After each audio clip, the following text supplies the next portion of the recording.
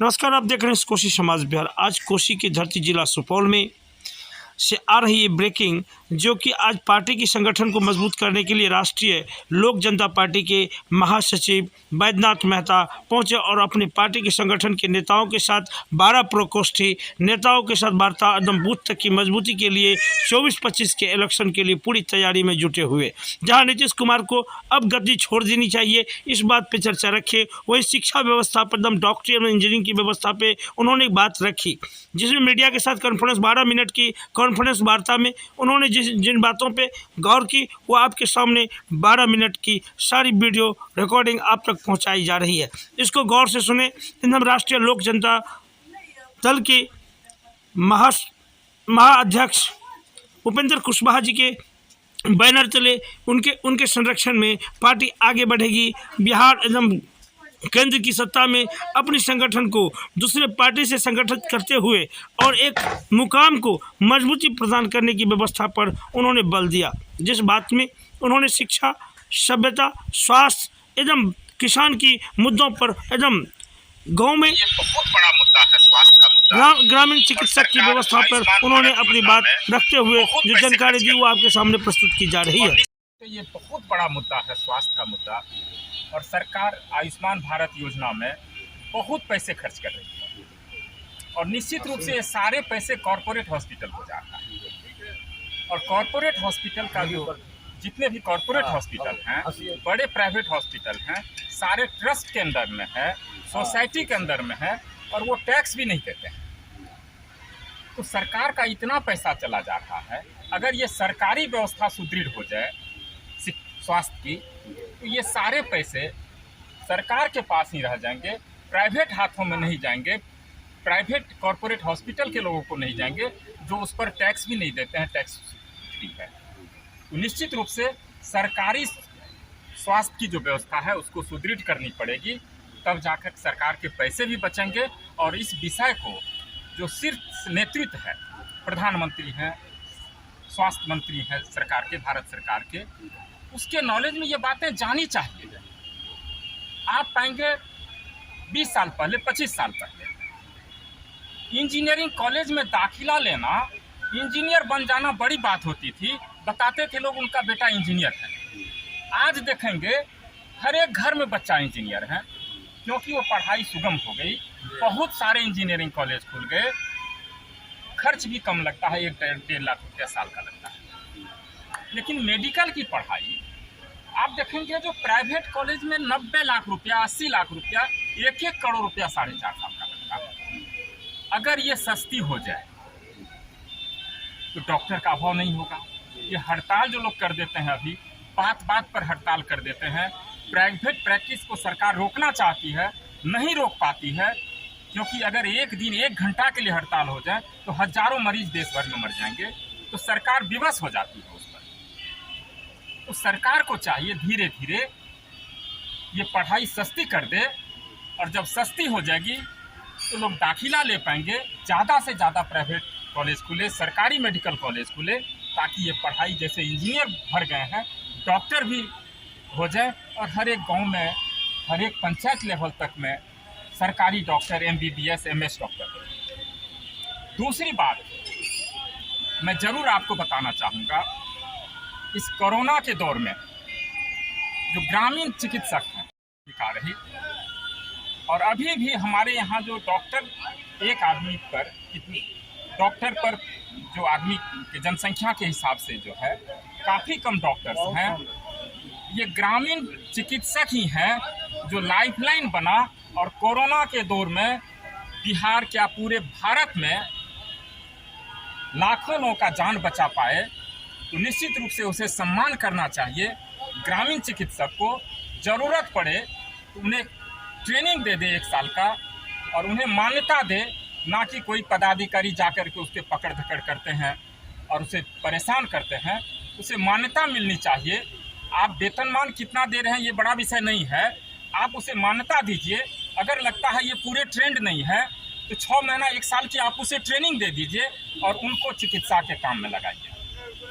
विशेष करके गांव में जो उप स्वास्थ्य केंद्र हैं, स्वास्थ्य केंद्र हैं, वहाँ तो मैं सम्मान करता हूँ, सैल्यूट करता हूँ ऐसे ग्रामीण चिकित्सक को जो हर एक पंचायत में 10-15 हैं, और प्राथमिक चिकित्सा जो है लोगों को उसी गांव में मिल जाती है, क्योंकि सरकारी व्यवस्था तो अभी भी भगवान भरोसे ही चलती है।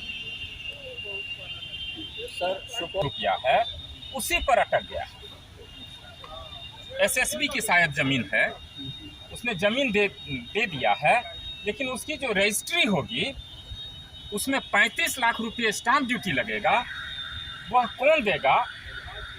इस कारण से मामला अटका हुआ है और केंद्रीय विद्यालय नहीं हो पाया है। मैं बिहार सरकार से आग्रह करूंगा इस पर विशेष कुछ नियम में बदलाव करके स्टाम्प ड्यूटी से मुक्त किया जाए और वह जमीन जो है रजिस्टर्ड हो जाए जहां केंद्रीय विद्यालय की स्थापना हो। आपकी पार्टी का क्या मिशन है, क्या जनता के साथ काम करना है? देखिए, राष्ट्रीय लोक जनता दल का जो गठन हुआ है, मैं राष्ट्रीय महासचिव हूं और मैं भारत सरकार में वित्त मंत्रालय में IRS था और 7 साल की सेवा मेरी बाकी थी। मैं उसे परित्याग करके जनसेवा में आया हूं और राष्ट्रीय लोक जनता दल के साथ जुड़ा हूं और पार्टी ने हमें राष्ट्रीय महासचिव के पद से मनोनीत किया है। तो पार्टी के बारे में मैं ये बताऊं, तो इस पार्टी का जो गठन हुआ है यह केवल कुशवाहा या और किसी जाति विशेष की पार्टी नहीं है, जैसा कि लोग कहते हैं। जो 8% आबादी है, 10% वोटर्स हैं कुशवाहा समाज का, ये केवल एक जाति और समाज की पार्टी नहीं है। यह राष्ट्रीय लोक जनता दल का जो गठन है, यह जनता दल यूनाइटेड के विकल्प के तौर पर है और हम लोग चाहते हैं कि समाज के सभी वर्ग को, विशेषकर अति पिछड़े और दलित महादलित समाज के लोगों को जोड़ें। अति पिछड़े जो वर्ग हैं उनको वह सम्मान नहीं मिल पाया जिसके वो हकदार हैं। आज भी आप पाएंगे अति पिछड़ा समाज जो है जनता दल यूनाइटेड को भर करके वोट दिया है और पिछले कई वर्षों से नीतीश जी के साथ खड़ा था।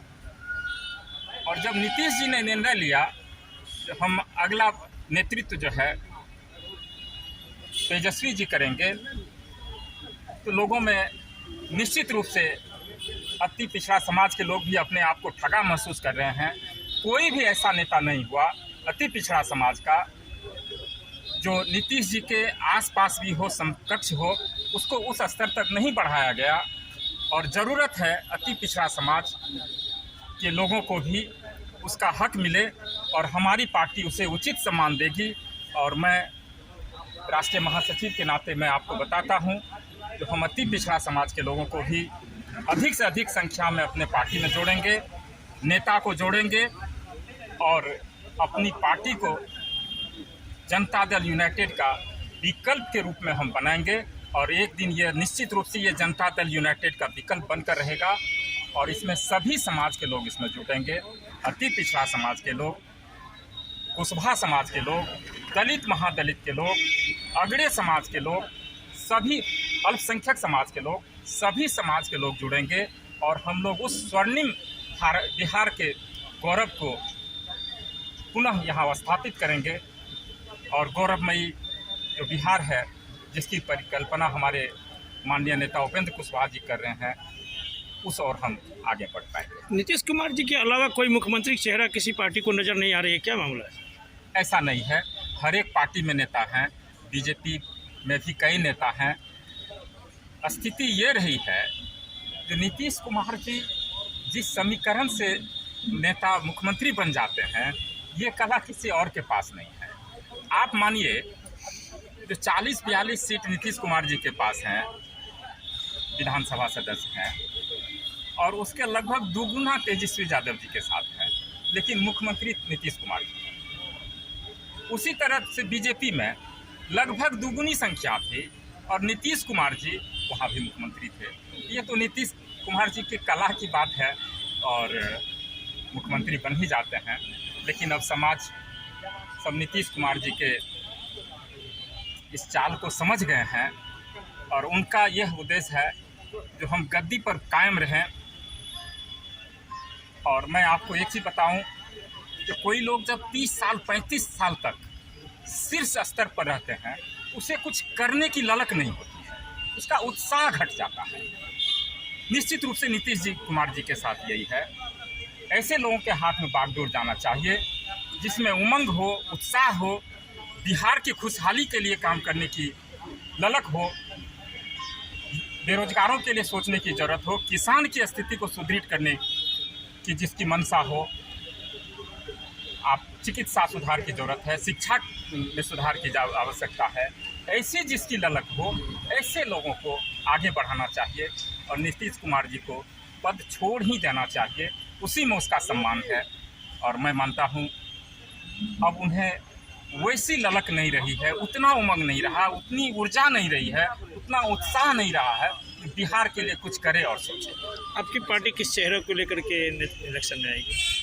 निश्चित रूप से यह निर्णय हमारी पार्टी के जो शीर्ष नेता है उपेंद्र कुशवाहा जी हैं और निश्चित रूप से हम लोग किसी दल के साथ जुड़ेंगे। वह बहुत जल्दी उसकी घोषणा भी हो जाएगी और वहाँ जब चुनाव होगा, अभी तो काफ़ी देर है, अभी 24 में चुनाव लोकसभा का होना है, फिर 25 में होगा, तो मिल बैठ करके निर्णय लिया जाएगा और जो निर्णय होगा वो उस पर हम लोग काम करेंगे। धन्यवाद। नया संगठन बना है और जो भी पदाधिकारी थे, ये पहली बैठक कार्यकारिणी की थी और इसमें हम लोग संगठन विस्तार पर चर्चा किए थे।